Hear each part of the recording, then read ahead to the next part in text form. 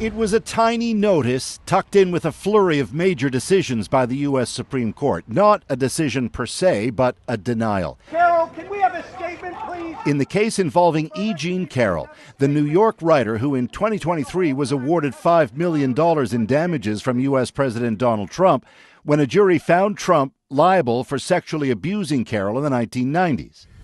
But she is not my type. Then private citizen Trump himself testifying in the case. The Supreme Court rejecting a bid by Trump for a hearing aimed at tossing out the lower court's finding. And so now he must pay that $5 million to Carroll. Trump posting his surprise at the court, which in his words, declined to review a fake case brought against me.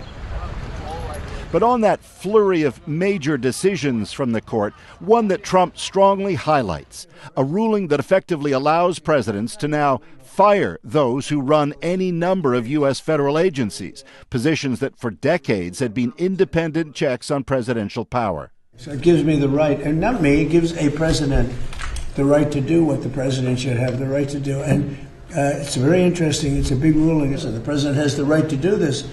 And that has to do with a lot of agencies all throughout the system.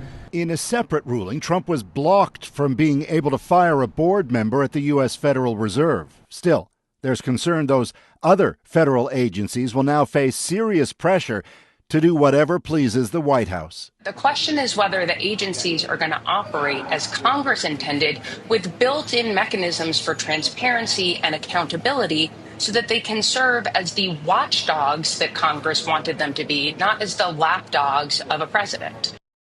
And just quickly to one other ruling, Adrian, this one on an elections case out of Mississippi, the court allowing mail-in ballots, something Trump has long opposed.